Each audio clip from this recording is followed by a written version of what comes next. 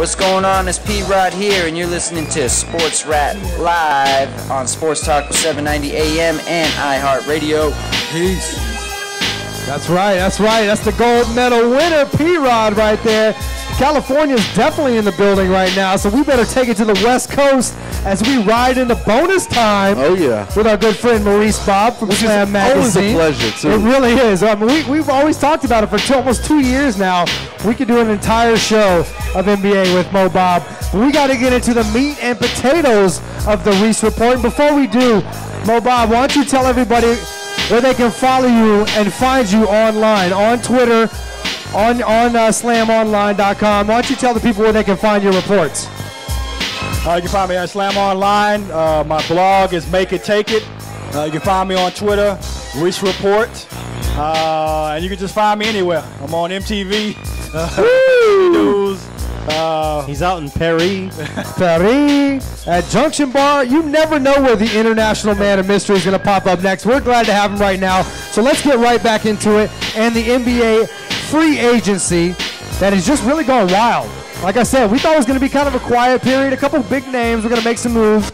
We're going to see what happens with Dwight Howard. I don't even want to spend any more airtime on Dwight Howard. No, White. So let's take it out to the West as Tito the DJ takes it out to the West as well. And, hey, let's start with, we've talked a lot about point guards. Let's start with the biggest domino in the West, and that is Steve Nash, who just 10 days ago basically said he can't see himself putting on a Lakers jersey. But, hey, when the money comes calling and the trade is on the table. It's not even money, though, because he could have taken more money from Toronto. Well, you know, there were two things that happened. Him and Kobe hashed it out before the deal went official. Kobe, as you know, has always had bad blood with Phoenix because they knocked him out in those early playoff exits. He's always had a sort of bone to pick. Every time he goes to Phoenix, he scores the most points. He tries his hardest, and things like that. I always thought it was more like a Raja Bell deal because it was mostly Raja Bell that was always, Matt Barnes that was always in his face too. No, it was just a collective group of the Phoenix Suns, and they were led by Steve Nash. Also, he felt like he should have gotten the MVP that year. He averaged 35 points. I will agree with that. Steve Nash got it. So he's always had that grudge kind of against, even though that team has just totally been revamped. Steve Nash has been that focal point and that face of that franchise, so he's always kind of centered in on him. But they hashed it out. They talked. They came to agreement. He's like, hey, I want to play with you. And I think for Kobe, his pride sort of stopped, and his will to win and getting that one last championship to kind of equal Mike, that pushed it over the edge to kind of let bygones be bygones. Come on, let's play together. Well, I like this pickup. I think that Steve Nash is about to make Mike Brown look like a genius because Mike Brown is really an XO's coach, and Steve Nash is a guy that can execute those X and O's. The only thing I'm worried about with Steve Nash is it seems like that medical staff on the Phoenix Suns is just otherworldly. Yes. And when players leave the confines of that and they have problems, it seems to magnify as soon as they leave. So I'm worried about that aspect of Steve. Now, I'm not doubting that his ability's there. He can still play. I'm just worried about his health once he leaves that magical Suns training staff. It's like the movie Cocoon. It's like when they leave the cocoon, they all start to age and revert back to their Did you really just use Cocoon as a reference? Yes, that's a Cocoon reference. They jump in that pool and they get that revitalization and they leave. You're totally right, though. That medical staff is by far the best in the NBA. Look what happened when they put Grant Hill basically on life support and took him off life support and put him as an actual rotational player. Look, we've seen it. They got some secrets that we don't know. They got something over there. Mo, we've seen it firsthand in the visitors' locker room over there at Toyota Center. Grant Hill now wears an entire bodysuit that I don't know what kind of material it's made out of. But Spider-Man suit or something. It really is. He becomes a superhero once again. But speaking about Grant Hill, he could be possibly headed to the Lakers after he had a similar procedure that Kobe Bryant did on his knee. Yeah, you know. There goes that age, up and up and up. Yeah, but I mean, Grant Hill showed us last year he can still play. You know, and if he's getting himself worked on like Kobe did, that might be able to jolt him back to the Grant Hill of 5 years ago. We may see some rejuvenation there. You know what this Lakers team feels like to me? It feels like that Lakers team where they got Karl Malone and Gary Payton, and they got all these guys, and you were like, you know what? On paper, this team is the best team I've ever seen. But then you realize this is the best team I've seen if they were all 5 years younger. Hey, you know, so this team, I feel like it's really good. But what's going to happen when, Steve Nash gets hurt, or, Kobe gets hurt, or, one of these aging veterans gets hurt? Let's ask a guy real quick, Mo, and we'll move on. Yeah, real quick. Hey, what do you think about this in comparison to the GP? Give him your microphone. Because Leacock is a diehard Laker fan. He's been a Laker fan for life. Real quick, just give us your thoughts. How does this compare to the GP, Karl Malone type of scenario where they thought they could get that ring? I mean, well, you look at it like this. It doesn't compare because you have now a young bench. You got Hill. You got Gallock, who was once the mini Mamba, you know what I'm saying? You got some shooters over there. And you got a guy who can facilitate the team now, and you still have Kobe, who is still one of the best clutch players out there. Steve Nash, you were talking about his health earlier, but the guy eats healthy. He's great. The pick and roll is now incorporated, where Bynum, if they don't get rid of Bynum, he can sit back there by the basket. Gasol can do his thing. I mean, to me, it's way different. Because I like how he said that. You still got some young players. You got Hill, who's a beast on the bench, who can rebound. They're happy with him, and I think it's a totally different Lakers team because now they still have the money to go out and get somebody else because these owners are not scared to go over that cap and pay that luxury tax. The Lakers just got a huge TV deal with Time Warner. So, I mean, to me, it looks like you got two leaders who are comfortable with working with each other. Kobe and Nash have always been friends. Kobe knows he's got to pass that torch now. And I mean, the Lakers are a new team, man. We're going to compete. And we're going to keep competing, and I think it sounds good, man. All right, we'll work harder. I think we have to finish up with the Rockets. We have to talk about the Rockets. One more thing to add to that Laker thing. See? I think something he didn't touch on. Back in the Gary Payton, Karl Malone, I think they put together just a bunch of big names that really weren't cohesive and gel together. I think at this time they're putting pieces that can actually fit together and work well together, and that's the difference. Real quick, before we leave on the Lakers, just yes or no. Will they be able to compete against OKC now? Oh yeah. Oh, you heard it right here. Oh yeah. Mo Bobb. Not just yes. Oh yeah. This is like the OG. You're gonna see a different big man in LA now. He's gonna revitalize Pau Gasol because he's an excellent pick and roll player. Excellent. And one more thing to add, and if we get Grant Hill over there, I know he's got one good year in him because there's been talks on the Max and Marcellus show. He was talking about recruiting his good friend. Grant Hill can go over there and do some damage, and these guys all work good together, and they all know that they're great players, and they all respect Kobe. Definitely. A big thing about that is a lot of players out there, they can't work with certain people because of their ego.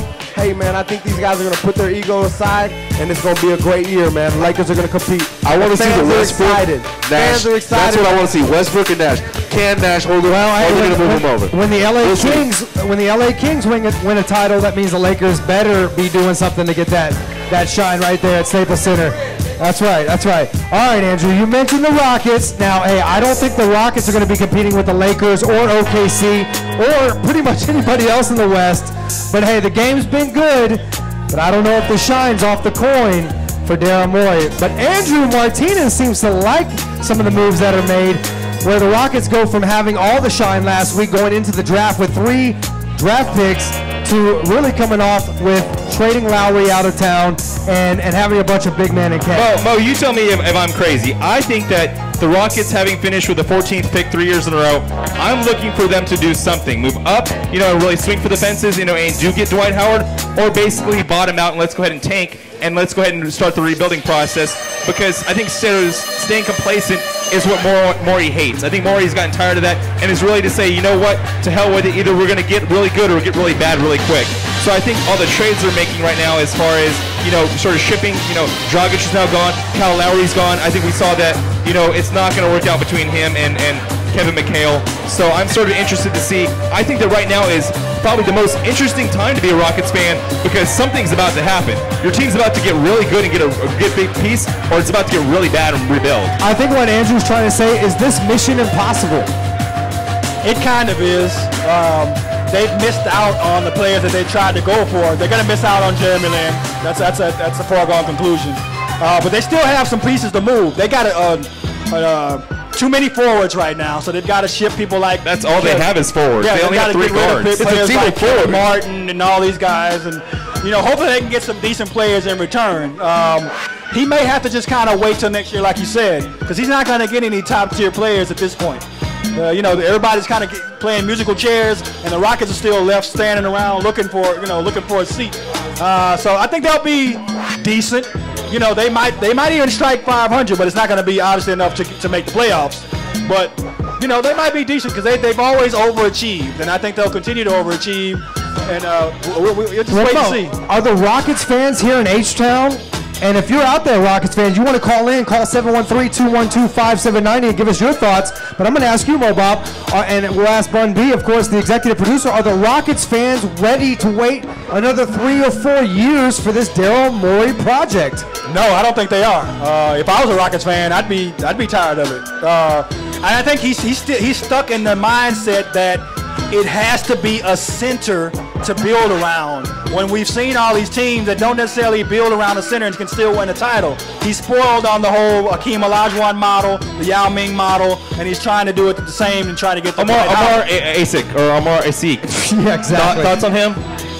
I mean, great energy guy, but he's not a skilled, all-star. I mean, why waste all your time chasing after a guy like that when you need a top-tier guy? Is he worth that contract?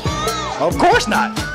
I think when we talk about Rockets fans, I think we need to talk about, fans who've been around for maybe the past 5 to 10 years or people who have been following a little bit longer than that. I feel like the direction as far as the front office of the Rockets, and this is just me speaking, these are not the thoughts or opinions of Sports Talk 790 AM, but this me personally speaking, I think they're thinking more of from a marketing standpoint and just from a merchandising standpoint. I don't think they've really given any thought to really rebuilding this team. I know that the Rockets work better as a small team, and I see that we're not necessarily concentrating on big men. I know the big man in the NBA right now is like the holy grail. Everybody wants this center that can come through and shoot from the three-point line and defend in the paint and hold his own in the post. But everybody's not going to be Dirk Nowitzki, Everybody's not going to be who they want them to be. I feel like the Rockets are doing things, and then they're really not letting the people of Houston know what's going on. But I have a question for you, and this speaks directly to free agency and the Rockets. Why do you think it is that so many players are sort of in the talks to come to Houston, but don't eventually end up in Houston as either free agents or trade? We just saw Jordan Dragic, Gogi basically decide, I have the same deal from Phoenix and from Houston, I'd rather play for Phoenix. We also have seen other guys trying to basically in rumors, and then they decide to go with other teams. Do you think it's something about Houston, or do you in the actual franchise, or do you think it's something about the city, or do you think it's just a string of bad luck? I think it's a lack of confidence from the front office, quite frankly. That's always been my opinion, and maybe I don't know exactly what's going on in the front office, but I've always felt like these guys don't go out of their way to let people know that they support them. I think everybody right now that's a Houston Rocket or looking to potentially become a Houston Rocket doesn't feel like the team really wants them there for any specific length of time. They just kind of want them there to really take advantage of whatever they could possibly do in a trade to get Dwight Howard or something. I don't think that anybody who's a Rocket, look at Lowry's gone. So, I mean, they got rid of Aaron Brooks. They got rid of everybody that really played their heart out for this team in the last 4 or 5 years. So I don't really know what direction they're going in with this situation right now. Maurice, what do you think about that? All these players that are rumored to possibly in talks to come to Houston, and it never really comes to fruition in that they don't want to come here. I mean, Dwight Howard basically, I'm not sure if it's something about Houston, but he basically said, I will not sign there. If I'm traded to Houston, I will not sign. Well, I can tell you this, it's definitely not the city. Those players love Houston. They're here all the time. They love the city. So then what is it then? So it's the organization. It's the organization? Yeah. It's the organization. Let's take a run at them real quick. Chris Bosh, Amari Stoudemire, Carmelo Anthony, now Dwight Howard. For the past 4 years, we've always had, rumors of a big superstar perhaps coming here, but it never comes to fruition. Look, Daryl Morey's like the nerd that can't get a prom date. He's on everybody's front porch, but nobody's answering the door. I mean, really, that's no shot at him. That's just the reality. To me, he's more of like a stock trader. He's a guy that's a day trader. I mean, he's the analytics guy. in an X and O game. It's not working anymore. At first, you know, he was doing some innovative things and some moves that didn't necessarily pan out, but they were innovative at the time. People looked at him like, oh, okay, he's thinking outside of the box. Well, the box is broken, it's crumbled, get it out of here. He's not making the right moves.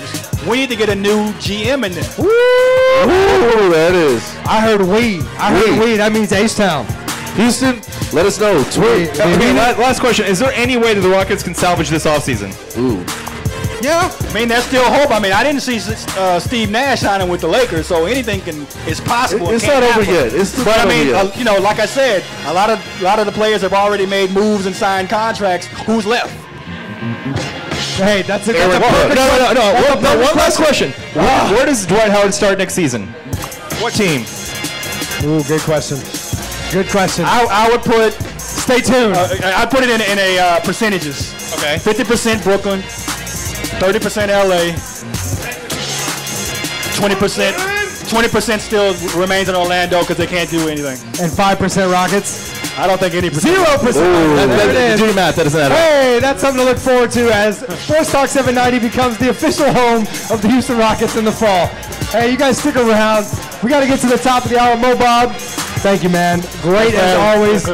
We got to get some other guests on. We got the Houston Lady Oilers here. We got so much more. We got the Martinez Report coming right up after the break. We got Sneak of the Week. The executive producers in the house, Rat Pack's in the building. We got shows to tell you about coming up for H-Town Sneaker Summit. So you guys stick around. We'll be right back.